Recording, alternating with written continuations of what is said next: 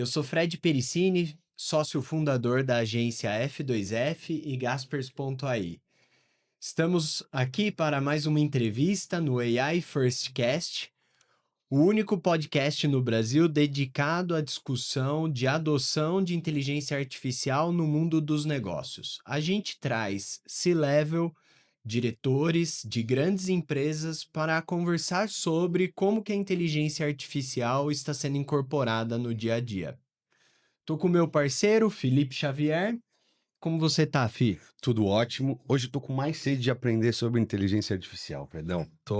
Hoje eu tô que tô. Hoje eu tô que tô.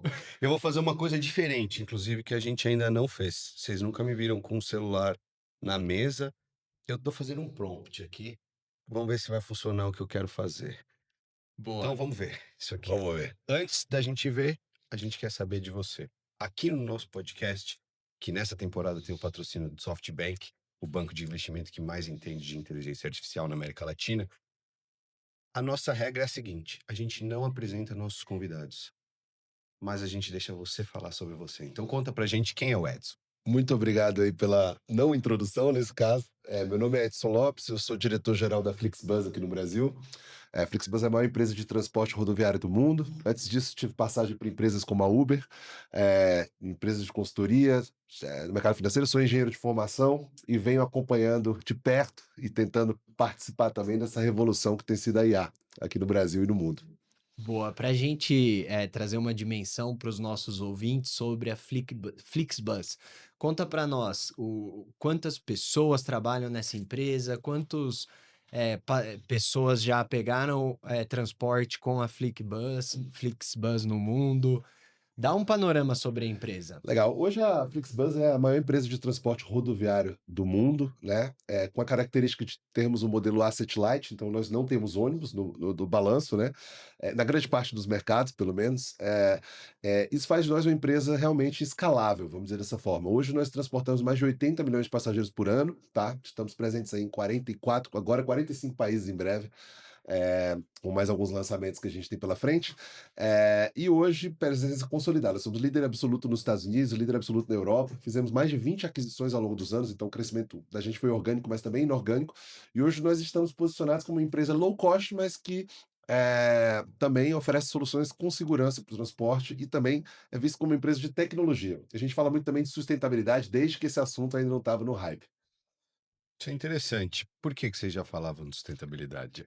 Legal. Eu acho que tem um mix de onde a empresa vem, que é a Alemanha, que é um país que teve na vanguarda dessa discussão de sustentabilidade. Lembrando, sustentabilidade tem vários aspectos, mas do ponto de vista ambiental e dentro do transporte, por exemplo, eu acho que a primeira discussão que houve foi sobre a redução da emissão de CO2, né? E depois vieram várias outras, motor hidrogênio, biodiesel, etc.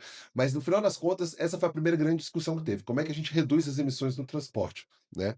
Desde alocar as pessoas em transportes mais sustentáveis, como o próprio ônibus, se comparado ao carro ou ao avião, na emissão por pessoa, mas também do ponto de vista da redução do próprio ônibus. Então a gente esteve na vanguarda dessa discussão desde o começo, possivelmente porque nós somos uma empresa alemã e esse é um tema diferente de outros países. A Alemanha, a questão de ser uma solução sustentável gera até vendas adicionais. Em muitos lugares isso é uma questão que é uma questão vamos lá, ética é importante, é uma questão realmente de valores, mas não gera venda. Na Alemanha é um fator que, inclusive, gera um diferencial comercial entre as marcas, mais do que em outros países, tá? Ainda tem muito pela frente, mas é isso. Então, tem um pouco de onde a empresa vem e tem um pouco do perfil dos fundadores da empresa. Sempre uma questão importante para eles. Muito bom. Me conta qual que é o segredo, transportar passageiros sem ter o ônibus. Legal. Vamos lá, eu acho que assim, quando você faz algo em que cada um faz o que é melhor, as coisas andam muito mais rápido. Então, por exemplo, o que é que nós somos bons? Nós somos bons de gerar demanda, ou seja, de vendas, nós somos bons de marketing, de atendimento ao consumidor, de planejamento de rota, nós somos bons de tudo isso. A operação, muitas vezes, você tem operadores locais de transporte, com frotas pequenas, mas que fazem isso bem, que tem um ônibus limpo, que sai no horário, um ônibus com segurança, com a boa manutenção. Então a gente juntou essas centenas de operadores que a gente tem no mundo e conseguiu dessa forma expandir de forma mais rápida. Do que a gente faz, o que a gente é bom no modelo escalável, em que a gente tem um CAPEX menos relevante para investir nos ônibus, e a gente trabalha em parceria com essas empresas, obviamente, dividindo a receita e dividindo as responsabilidades. Esse modelo funciona super bem, nós não somos a única empresa do mundo que tem esse modelo, né? Mas dentro do transporte rodoviário, sem dúvida, somos a que teve mais sucesso nesse modelo de asset light. Uma coisa interessante que você falou, praticamente todos esses pontos onde você mencionou que a empresa é boa, eu vejo aplicações com inteligência artificial. Legal. Então, eu queria entender como é que está a inteligência artificial dentro da operação de vocês hoje e o que você já vislumbra no futuro próximo. Bacana. Vamos falar de hoje, vamos falar de amanhã, e dentro do hoje, vamos falar do que é que a gente consome de inteligência artificial para melhorar os processos da empresa e o que é que a gente usa de inteligência artificial para melhorar o produto e a oferta de serviço da gente para o consumidor. Ora, Do ponto de vista de hoje, ainda está muito cedo para se falar de uma substituição da viagem por inteligência artificial. Você não vai mandar alguém de férias no seu lugar. É eu, algo. eu nem quero, Nem tá? quer, Se exato. conseguir, eu não vou querer. Assim, acho que é uma coisa ainda mesmo para a realidade de revolução atual, é muito futurista falar de substituir isso, né? A experiência da gente. Então, E, para o setor e- de viagem, e nesse momento não vai de busão também, né? é, é possível. Então, assim, nesse momento é muito cedo para falar de substituir a experiência. Então, os seres humanos vão continuar viajando. Então, muita coisa da parte física dessa experiência, da parte vida real disso, ainda não tem tanta influência direta de IA, porque são seus olhos que vão ver uma viagem para o Japão, que vai ver o Japão. Assim, é você que vai viver aquilo. Mas do ponto de vista mais pragmático, pensando no que a gente hoje usa para melhorar todas as ferramentas em torno dessa experiência, a gente está muito focado ainda em revoluções de AI dentro do digital, obviamente, mas muito focado dentro de marketing, atendimento ao consumidor, precificação e alguns fatores indiretos, tá? Então, assim, você vai usar IA para a melhor forma de mostrar o site para o consumidor? Vai. Você vai usar IA para otimizar os seus canais de venda, ou seja, aumentar o orçamento aqui, diminuir ali no paid social contra SEA, contra outros canais, porque está performando bem para essa linha de ônibus, não para aquela? Vai. Você vai usar IA para ter um chatbot eficiente para o consumidor? Vai. Mas substituir a viagem em si ainda não é uma realidade. Então, hoje são ferramentas acessórias. Isso é o que a gente faz para melhorar os nossos produtos e serviços usando IA.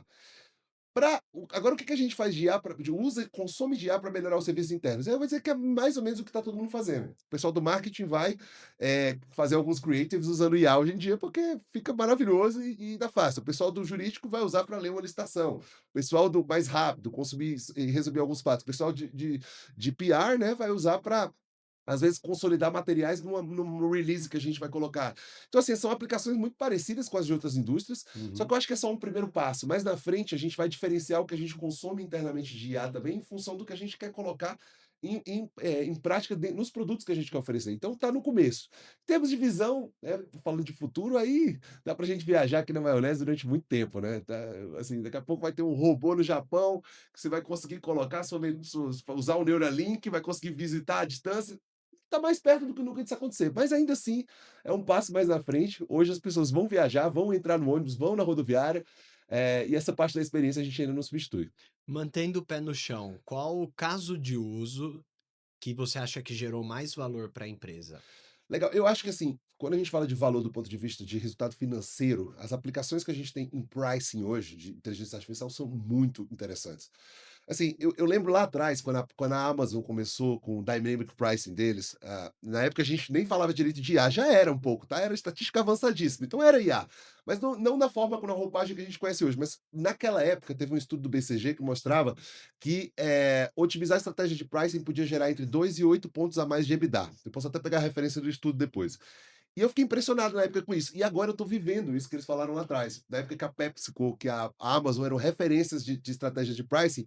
Hoje em dia, que isso está um pouco mais difundido, e eu estou numa empresa que tem uma ferramenta interna de pricing muito forte, que consome dados de diversas fontes e usa isso para otimizar a estratégia de preço, eu vejo que o impacto disso é realmente fundamental. E daqui a um tempo, talvez isso vire commodity, talvez. Acho que estratégia sempre vai ter um diferencial de parametrização das ferramentas, mas hoje a gente está nadando de braçada em diversos aspectos nesse sentido, porque vários concorrentes ainda estão colocando preço ali na mão e falam: ah, o camarada apareceu no guichê com um grupo ali de 50, aumenta preço.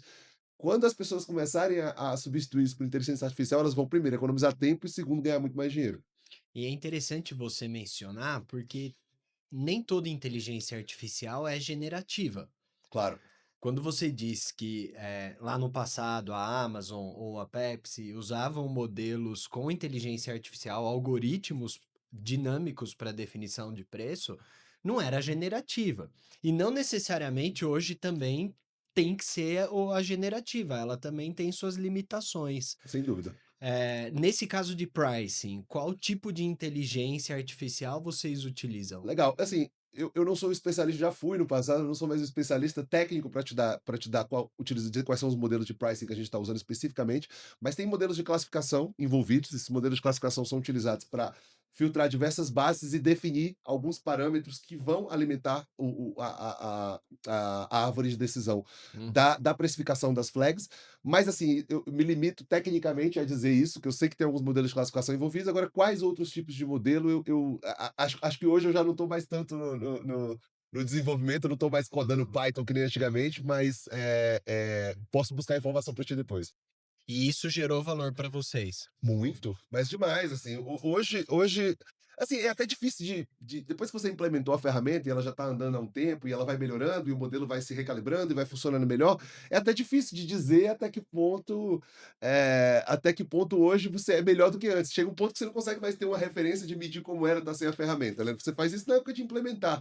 E dá para dizer que hoje a gente está vivendo muito bem, e assim, dá para a gente ter um feeling, porque todas as vezes que a gente tem uma alteração estrutural do modelo, a gente consegue medir de novo esses gaps de performance e são sempre muito positivos, até porque a gente não implementaria a ferramenta nova se não tivesse essa, essa evolução medida, né? Com os parâmetros da ferramenta ajustados. E assim, hoje a gente está assim, realmente muito contente com os efeitos em pricing, mas não é a única coisa. O que a gente economiza de dinheiro em marketing, o que a gente gera de eficiência em ROAS, né, em return on acquisition spending por conta de IA é impressionante. Olha aqui o que eu tinha falado. Eu pedi para o ChatGPT acompanhar os primeiros 10 minutos dessa nossa conversa e trazer uma pergunta para você. Legal. E aqui está a pergunta. Edson, olhando para a sua experiência em transporte rodoviário e para tudo que está acontecendo em IA, o que você enxerga como o uso mais transformador para a mobilidade de longa distância no Brasil nos próximos 3 anos? E o que vai travar essa adoção? Regulação, cultura das empresas de ônibus ou maturidade tecnológica? Eu, eu, Antes de você eu, eu acho que o responder, ChatGPT. você gostou? Cara, pra caramba, pra caramba, pra caramba. Então vamos lá. Ô, chat, obrigado pela pergunta. Eu já participei de podcast, já participei de programa ao vivo com perguntas de internautas, mas agora a pergunta da IA foi fantástica, cara. Adorei, Felipe. Que bom, que bom. Mas vamos lá. Respondendo, eu acho que a grande revolução nos próximos 3 anos, ela ainda não vai ser aquela coisa de ficção que eu coloquei, de substituir as viagens e tal. Eu acho que vai ser. O Brasil tem um passo fundamental antes ainda da adoção mais profunda de IA, se não for como ferramenta acessória no transporte rodoviário. Eu acho que essa grande transformação ainda passa pela digitalização das pessoas. Eu acho que a IA vai virar um componente, de forma geral, tão mais forte que hoje a digitalização, que é de 25% da venda das passagens, naturalmente vai atingir 50%, 60%, 70% no futuro. Então, a gente tem um passo antes. O guichê de rodoviária, talvez ele seja substituído por um Um terminal que vaso de vai usar IA. flor. Hã? Por um vaso de Um flor. vaso de flor. Hum. Quem sabe vai ficar mais bonito. Então eu acho que ainda tem esse passo da digitalização antes. Obrigado pela pergunta, chat, mais uma vez. Agora, pensando no que é que vai travar isso nos próximos 3 anos, e aí eu achei engraçado que o chat só pode ter usado outras entrevistas minhas ou alguma coisa do tipo para falar. Sem dúvidas é a regulação. Hoje a gente vive um setor extremamente protecionista. Então, as empresas, 6, 7 famílias, empresas que têm domínio de 70% a 80% do mercado, das linhas mais importantes, elas fazem de tudo para influenciar a regulação e continuar se protegendo. É um fato, todo mundo sabe que a indústria de transporte funciona assim no Brasil. No longa distância, sem dúvidas, a regulação teve algum avanço, se comparado com a regulação estadual, mas Uhum. o maior entrave é esse. Aí a gente entra numa pergunta dentro da pergunta, né? E aí eu volto a pergunta para o chat, obviamente, para depois, mas o quanto a IA pode influenciar as melhorias regulatórias do futuro? Essa é uma discussão que eu tenho tentado puxar, mas que ainda está muito cedo para falar no Brasil, né? Se você for olhar, teve aquele caso da Albânia, que teve uma ministra que foi ministra de IA para contratos Uhum. públicos. Olha, tem gente que está achando aquilo um absurdo, muita gente do direito, né? Acha aquilo um absurdo, que como é que você substitui o humano? Muita gente humanas falando isso. Com todo respeito à opinião, mas eu achei brilhante. Porque o que que um ministro de contratos públicos tem que fazer? Ele tem que seguir uma estratégia de otimização baseada em alguns parâmetros determinísticos, muitas vezes, e determinar qual é a melhor estratégia. IA faz isso divinamente e sem o viés natural do humano, que é o conflito de interesse, o interesse pessoal. Então eu achei isso brilhante, assim, o primeiro-ministro lá foi xingado pra caramba, foi uma super polêmica, mas quem sabe isso não começa a ser mais adotado e quem sabe lá na frente, aqui no Brasil, a gente não consegue usar isso para remover essas barreiras regulatórias que a gente vive, né. Eu sou super adepto. Eu também. Eu acho que essa seria uma das soluções para o problema da corrupção. Sem dúvidas. Porque acaba com viés, não é mais o qualitativo, deixa de ser tão qualitativo assim, E a IA não tem as necessidades que um humano tem. é isso. A gente tem nossas necessidades, tem o filho para alimentar, tem as contas para pagar, então assim, esse viés corruptivo ele é intrínseco humano. E a máquina pode ser que não tenha, né? Em teoria, a máquina obedece às leis que você cria para o desenvolvimento do modelo. Se você fala para o modelo que Um ele bom não prompt não vai te cuspir respostas que podem ferir a integridade de alguém, etc., o modelo, dentro de não vai algumas fazer. exceções, vai evitar ao máximo fazer isso. É. Eu não acredito que exista a mesma boa vontade, pelo menos no status de sociedade que a gente tem no Brasil hoje, não existe a mesma boa vontade de todos os entes políticos, ou até de todos os entes privados também, empresas, as pessoas, eu não acho que existe essa boa vontade, essa ética. No momento que a gente conseguir fazer com que.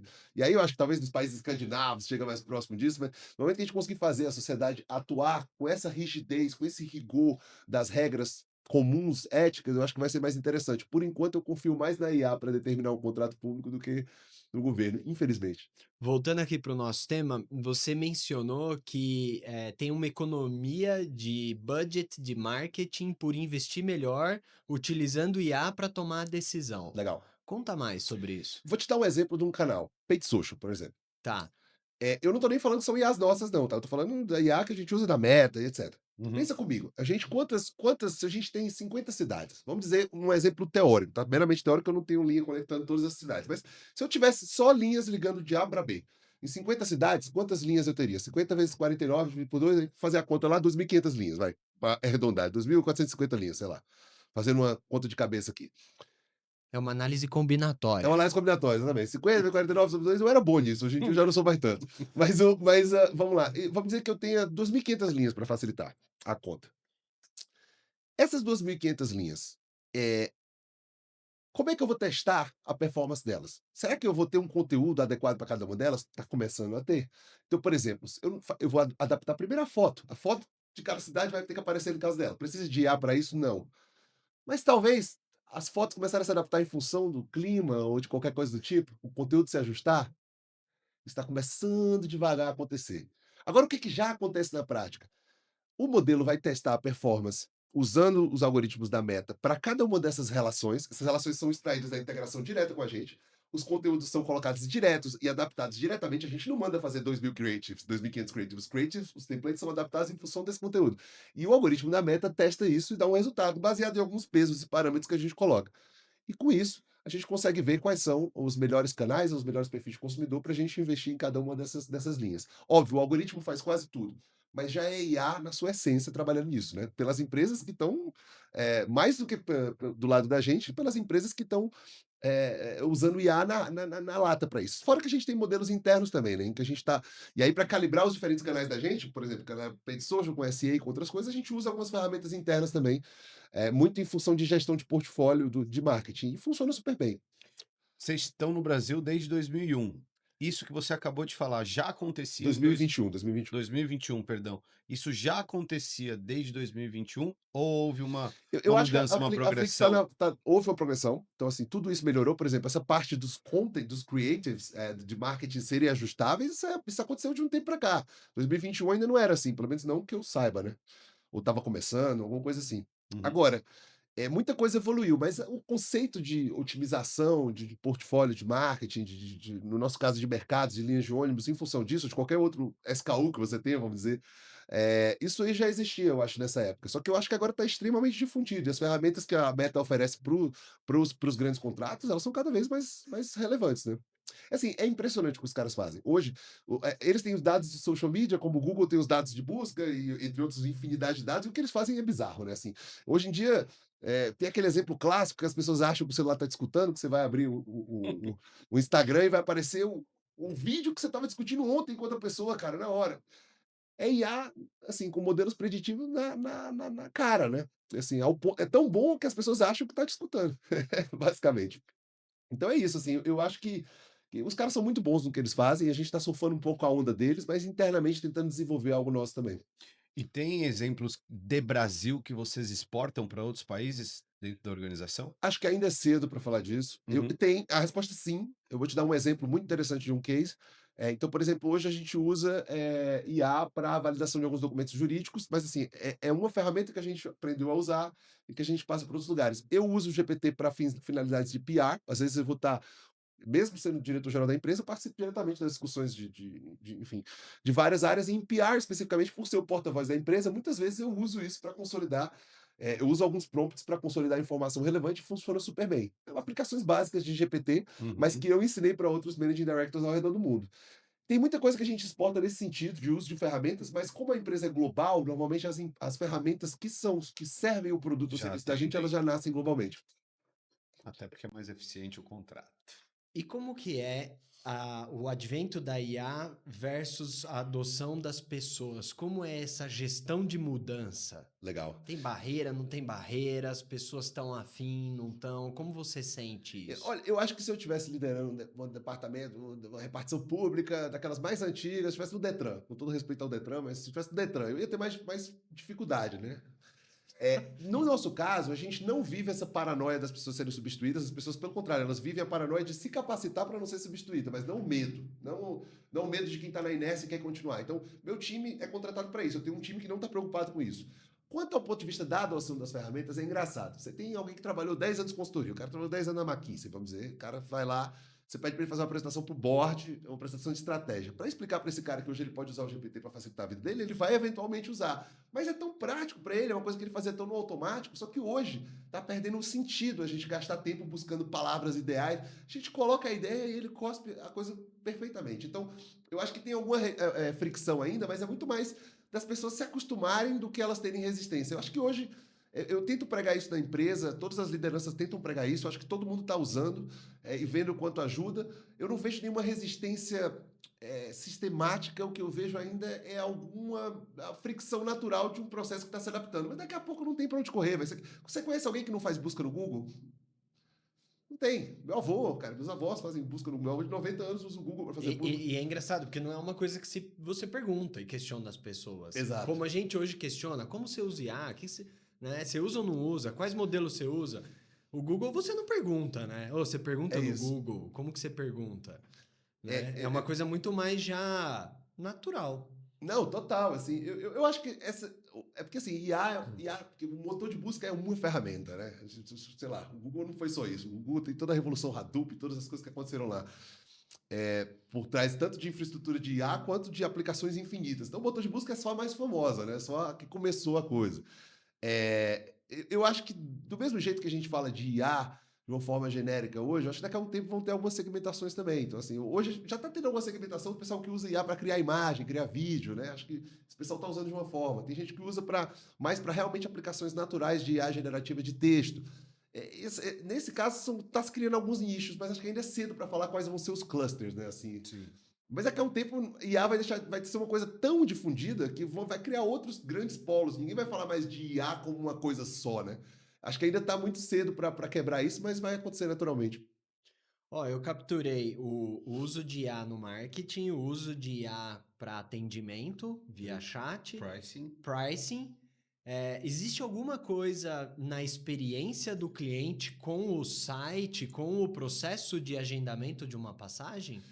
Muito legal a pergunta. Pensa que, assim, hoje, quando você vai pensar, vou te dar um exemplo. O tamanho do preço, certo? O tamanho do preço. Como é que você faz isso? Qual é o processo tradicional? Experimentação. Você vai fazer um A/B test. Você vai colocar metade das sessões do site, vão receber o tamanho da letra daquele, metade daquele também, vamos ver o que converte mais. Ainda é assim. O que é legal é que os testes e a experimentação eles estão ficando ajustáveis, os parâmetros estão se adaptando. Então está saindo de uma coisa A to B para uma coisa A to B, to C, to D, to D. É um teste muito mais complexo. Então, assim, hoje a experimentação saiu do binário para entrar em várias facetas que o modelo já vai otimizando. E com o tempo, os próprios ajustes de web, de experiência, vão ser feitos em função dos resultados do teste. Ainda é um pouco cedo para isso. Hoje você tem que parametrizar quais são os cenários que você está testando de experiência. Mas aos poucos você está convertendo. Então, em termos de otimização de funil de vendas, otimização da experiência das plataformas, tanto o app quanto tudo, naturalmente isso vai mudar muito. Assim, eu acho que essa é uma das grandes transformações que a gente está tendo agora. A IA está servindo para alterar os cenários de teste, é aquela coisa, trocar a roda do avião enquanto ele está voando, né? Sim.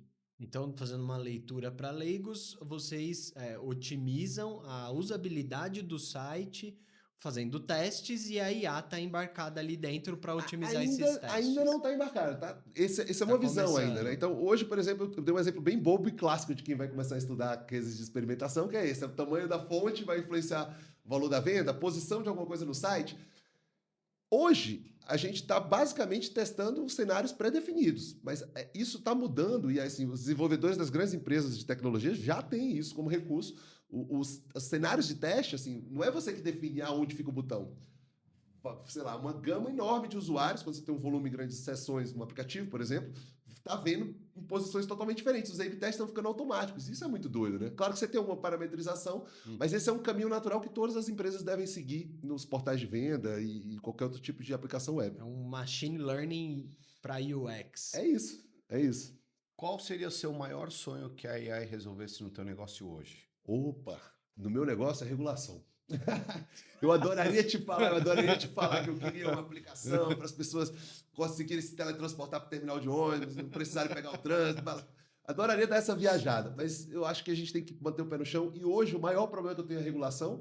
E a gente discutiu aqui amplamente cenários em que, e até em outros países, está se utilizando IA para resolver um problema de conflito de interesse regulatório.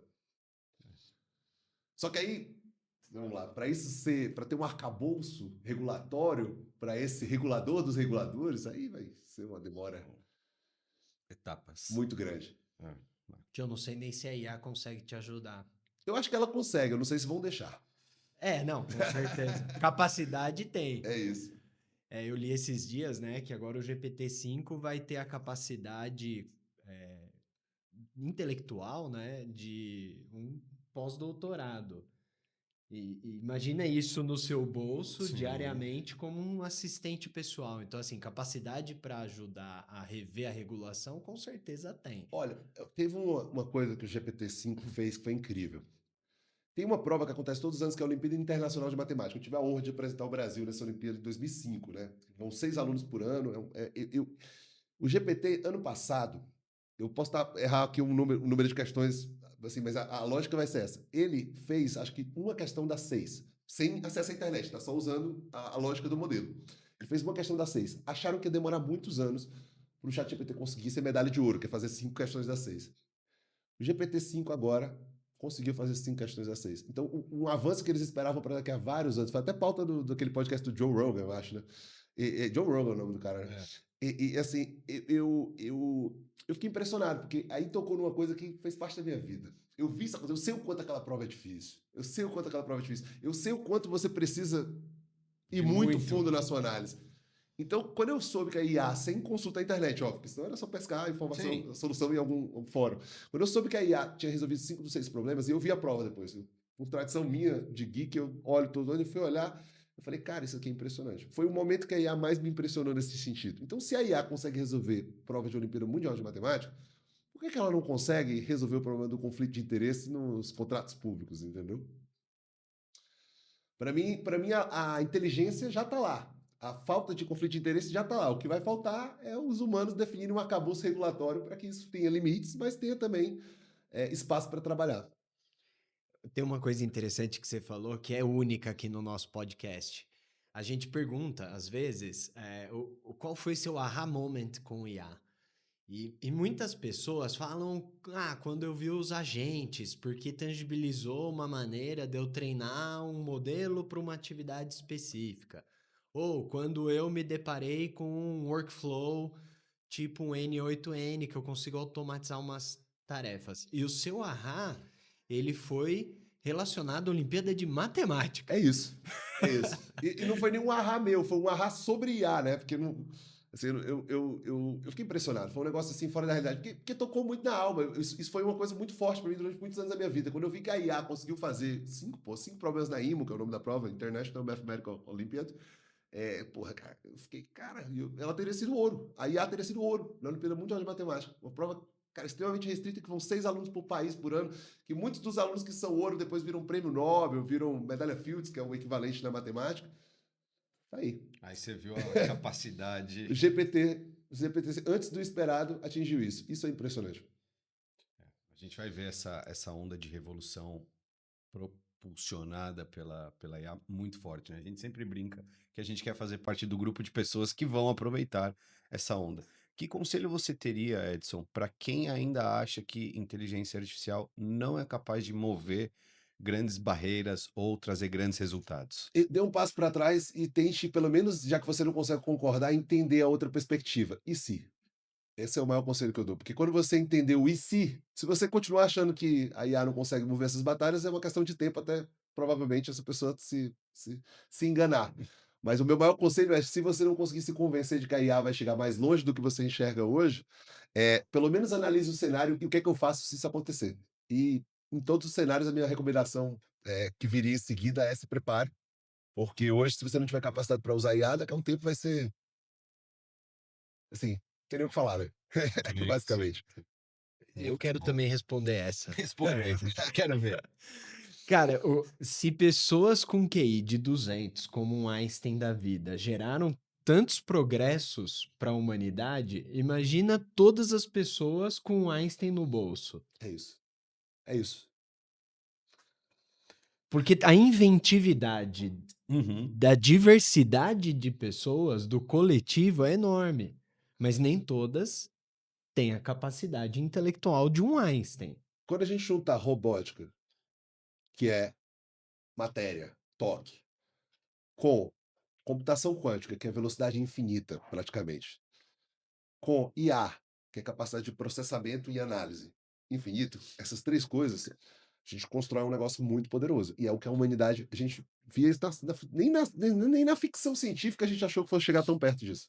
E computação quântica está aí, os últimos chips aí que a Microsoft e o Google testaram e que as empresas chinesas que estão até na frente testaram, está cada vez mais próximo de você ter algum nível de erro aceitável no cálculo quântico. E aí você vai ter um transporte feito por luz e não por bits, que são informações zeros e uns, né? Que a gente usa. A robótica vai estar aí para substituir o que a gente faz aos poucos e cada vez melhor. Tá difícil substituir um neurocirurgião hoje. No futuro, talvez. Hoje um neurocirurgião opera por robótica à distância? Talvez. Então, isso juntando com a IA, que é o cérebro da coisa, a gente constrói uma coisa muito poderosa. Onde a humanidade vai aplicar isso e como a gente vai aplicar, ainda é uma questão muito difícil de saber. Mas se a gente fizer isso com inteligência, a gente não vai ser substituído, a gente vai ser maximizado. Agora, vamos supor que a pessoa tá ouvindo a gente, ela tá convencida. Pô, a IA é É o meu uma jogo. onda que não é passageira, é uma disrupção enorme e tal. Mas estou com dificuldade de acompanhar. Todo dia nasce um LLM novo, todo dia tem alguém no meu LinkedIn com uma narrativa que resolve problemas como mágica. E aí, cara? Como que eu me organizo? Pra onde eu vou? Abre o GPT todos os dias e fala: me escreve um resumo de 2 minutos de leitura daqui para frente todos os dias, e nesse mesmo prompt, falando sobre os principais desenvolvimentos da AI hoje, e eu vou te apontar quais são os que mais me interessam para minha aplicação, e você vai aprimorando os que você seleciona todos os dias. Daqui a 2 semanas, ele vai começar a te dar umas aplicações que você nem imaginava que existiam, que mudam no teu dia a dia. Sabe por que eu estou te sugerindo fazer isso? Porque é o que eu fiz. É impressionante o que ele passou a me sugerir. Fora do rodoviário, para minhas aplicações diárias da vida, de entender minha namorada, que um relacionamento é sempre uma parte muito importante da vida de qualquer um, de entender minha namorada, a tomar decisões estratégicas da empresa. Olha que incrível. Então, assim, eu pediria ajuda para IA, para me ajudar a entender a IA. E funciona que é uma beleza. Sim, É isso. sim. Vocês já fizeram o teste de pedir para ele te dar feedback? Não. Mais ou menos. Eu pedi para ele me dizer o que você acha de mim, sei alguma lá. coisa assim, que teve um Ou, hype, né? zoe de mim, né? Tire sarro de mim. Não. Essa parte eu não usei. Cara, é incrível. Aí que você relembra que você tá há 2 anos escrevendo sua vida ali pra ele. É isso. Que você tá ali alimentando ele, que ele já te entende de uma maneira super profunda. Quando eu vou fazer perguntas muito íntimas da alma, eu uso aquela função. Eu espero que realmente eles respeitem as atividades de privacy. Espero que as empresas chinesas também respeitem, as empresas americanas respeitem, todas as empresas, sem tomar lado nenhum na história. Mas eu realmente espero que eles respeitem as coisas de privacy. Mas quando você clica naquela opção de não utilizar essa informação, é tipo a aba incógnito do Chrome. Você tem essa opção no ChatGPT também, ou qualquer outra ferramenta que você usa, Perplexity ou qualquer uma. Quando você usa essa aí, para fazer perguntas profundas, coisas você não quer que o modelo aprenda, mas depois você está conversando com ele puxar aquilo. Você definitivamente não quer. Então, todo mundo tem suas conversas íntimas com o seu terapeuta, assim, com o seu psicanalista. E eu acho que uma funcionalidade muito boa dele é ele te resguardar de aprender com isso. Eu não sei o quanto isso funciona. A minha impressão, e eu não quero acusar nada, mas a impressão meramente pessoal é que não funciona tanto, não. Porque o negócio está me conhecendo tão bem que eu só pode ter acessado tudo que eu coloquei lá, não é possível. Então, hoje eu tenho essa desconfiança em relação à privacidade de dados. Mas você deixa de fazer alguma pergunta por conta disso ou você continua? Jamais, jamais, jamais, jamais. Eu preciso da informação. Às vezes é mais fácil você esquecer de apertar o botão e continuar fazendo a pergunta, e talvez por isso que ele tenha a informação lá. É verdade, é verdade, é verdade. A gente falha mais, A gente fala mais que a máquina. Isso é um fato. Isso é um fato. Mas muito bom, muito bom. É isso. Quando a gente fundir o homem. A gente está entrando nessa questão filosófica e tal. Eu acho que esse negócio da Neuralink vai ser uma grande revolução, né? Vai. Tanto para recuperar, você vê as pessoas que têm alguma deficiência vão conseguir ver, enxergar, falar, vão conseguir andar de novo. Isso é incrível, né?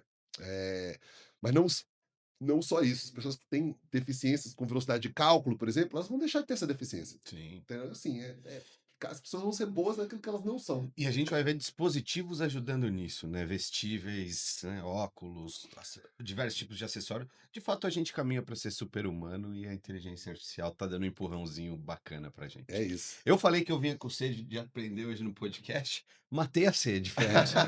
Matei a sede. Para mim foi sensacional esse papo. Muito conhecimento, uma troca muito rica. A gente te agradece. Muito obrigado. Foi um papo bem inspirador e confesso que vou dar uma olhada no site e reservar minha próxima viagem com a Flixbus. Dá uma olhada se o tamanho do preço tá mudando. Atento a tudo. É isso. Atento a tudo. Obrigado por ter dividido tantas coisas bacanas com a gente, por ter falado bastante. Acho que quem nos escuta também deve ter gostado bastante. Muito obrigado a vocês. Espero que a gente tenha a oportunidade de falar mais à frente de novo. Talvez daqui a um ano vai ter mudado tudo, né? É isso. Obrigado, pessoal. Valeu. Valeu. Valeu.